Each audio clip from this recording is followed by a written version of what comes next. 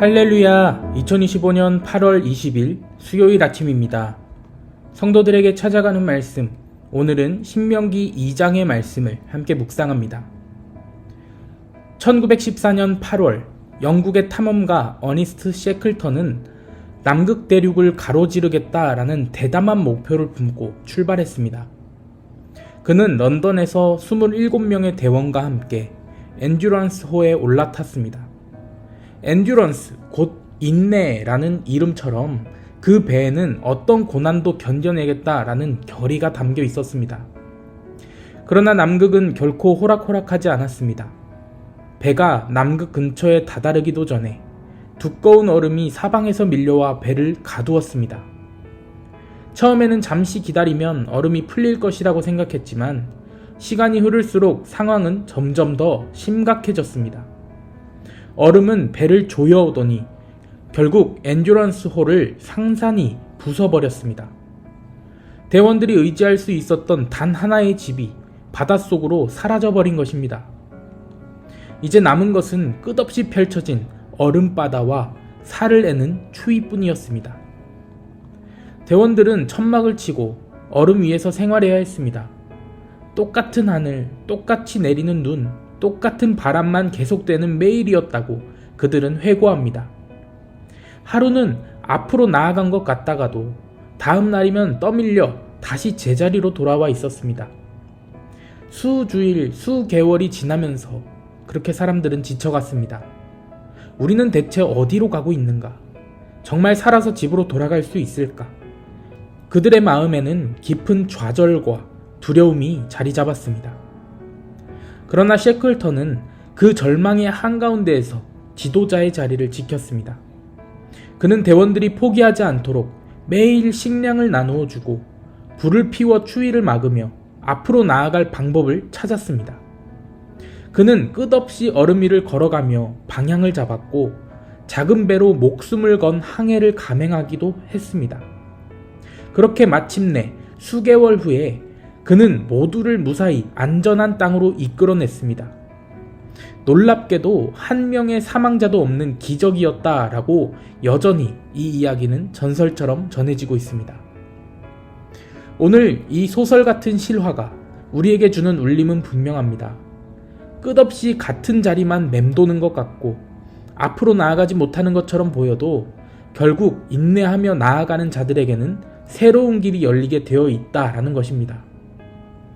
멈춤의 시간조차도 헛되지 않으며 인내와 인도 속에서 다시 걸음이 시작된다라는 사실을 우리는 기억해야 합니다.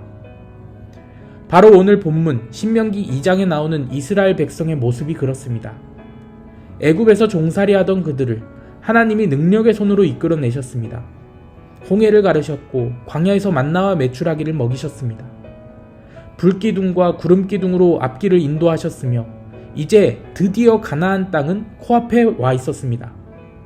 그런데 그들은 하나님의 약속을 신뢰하지 못했습니다. 정탐꾼들이 돌아와 보고했을 때 그 땅은 아름답지만 거인족이 살고 있으니 우리는 그들을 이길 수 없다라고 말하자 백성들은 하나님보다 두려움의 소리에 귀를 기울였습니다.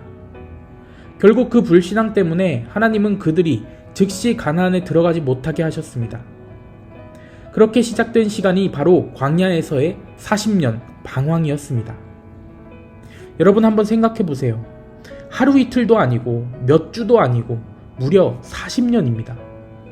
광야에서 태어난 세대는 애굽의 기억조차 모른 채 모래와 바람, 뜨거운 태양만 바라보며 자랐을 것입니다. 부모 세대는 우리가 가나안에 들어간다는 약속을 들었지만 불순종 때문에 결국 그 땅을 밟지 못한 채 한 사람 한 사람씩 광야에서 생을 마감해야 했습니다. 얼마나 지겹고 답답했을까요? 그들의 길은 마치 끝없는 원처럼 메비우스의 띠를 도는 것처럼 보였을 것입니다. 엔듀런스호의 사람들처럼 하루는 앞으로 간 것 같아도 다음 날은 제자리로 돌아오는 것 같았을 것입니다. 우리는 도대체 어디로 가고 있는가? 하나님 정말 우리와 함께 하시는가? 아마 수없이 스스로를 의심했을 것입니다. 그런데 그 시간이 단순히 헛된 세월이 아니었다라는 사실을 우리는 성경에서 발견합니다. 오늘 본문 7절은 이렇게 기록하고 있습니다. 내 하나님 여호와께서 내가 하는 모든 일에 내게 복을 주시고 내가 이 큰 광야에 두루 다님을 알고 내 하나님 여호와께서 이 40년 동안을 너와 함께 하셨으므로 내게 부족함이 없었느니라 하시기로. 눈에 보이는 성취는 없었지만 하나님은 그들의 옆을 떠나지 않으셨다라는 것입니다. 옷이 헤어지지 않았고 발이 부르트지 않았습니다. 매일같이 먹을 양식을 주셨습니다.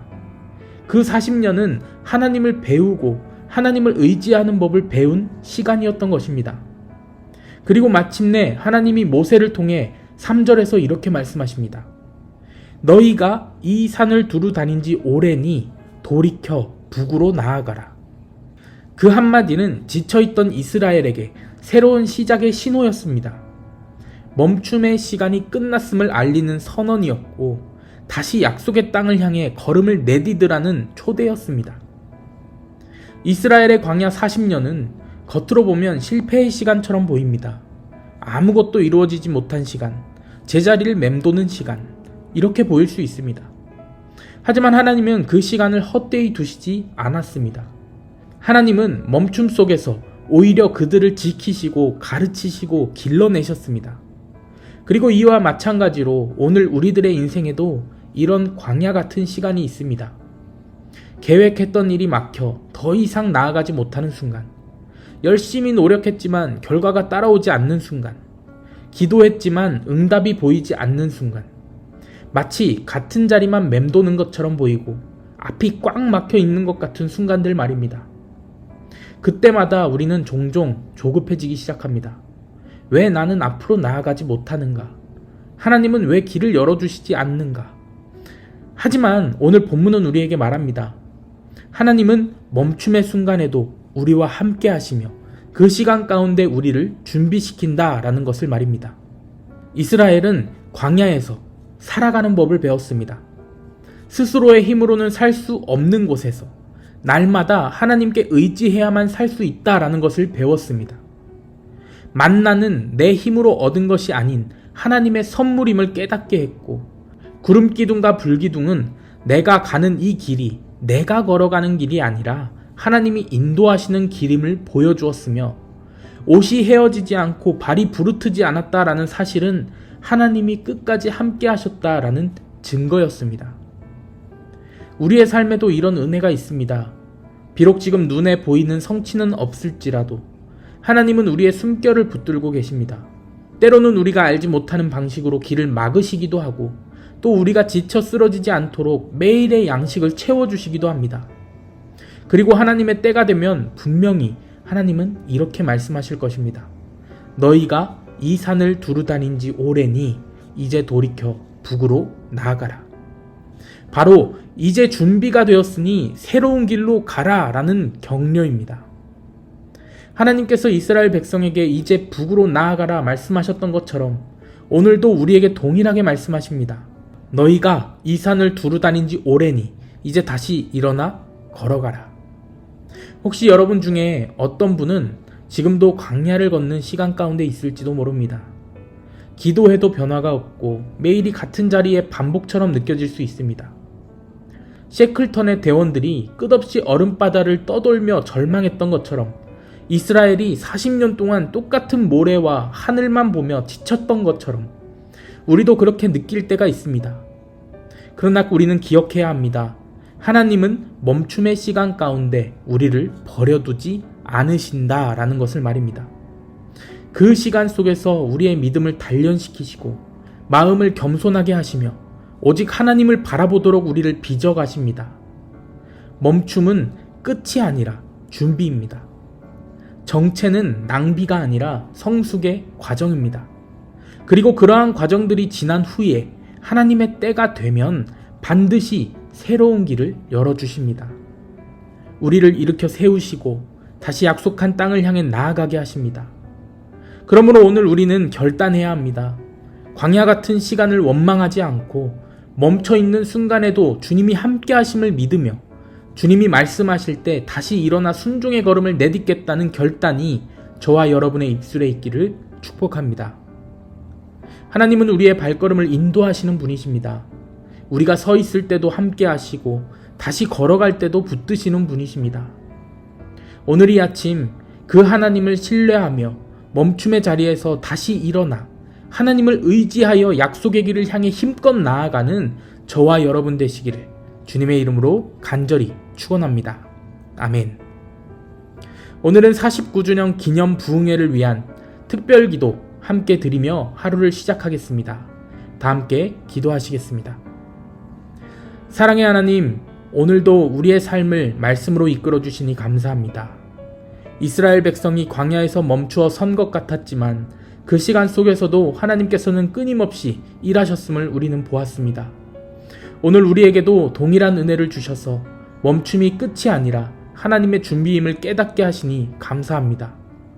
주님, 때로 우리는 광야 같은 시간을 지나며 지치고 낙심할 때가 많습니다. 기도해도 응답이 없는 것 같고 나아갈 길이 보이지 않을 때가 있습니다. 그러나 오늘 말씀을 통해 알게 되었듯이 그 모든 시간 속에서도 주님은 우리를 버려두지 않으시고 오히려 우리를 훈련하시고 준비시키시는 줄 믿습니다. 주님, 우리의 시선을 상황이 아니라 하나님께 고정하게 하시고 멈춤의 자리에서도 주님의 손길을 발견하게 하여 주시옵소서. 이제는 말씀하신 대로 다시 일어나 걸어가기를 원합니다. 우리의 발걸음을 붙드시고 믿음의 길로 인도하여 주시옵소서.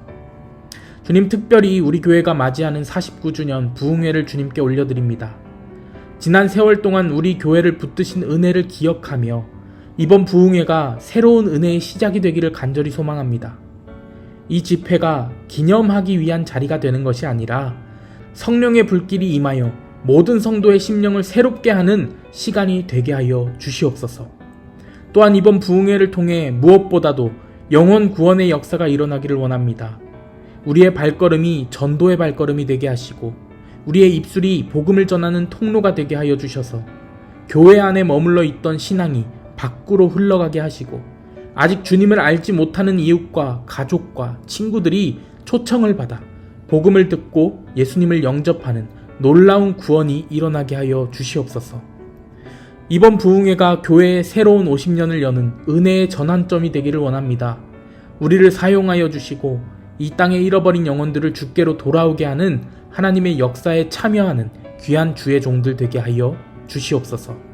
이 모든 말씀 사랑하는 우리 주 예수 그리스도의 이름으로 기도드립니다. 아멘.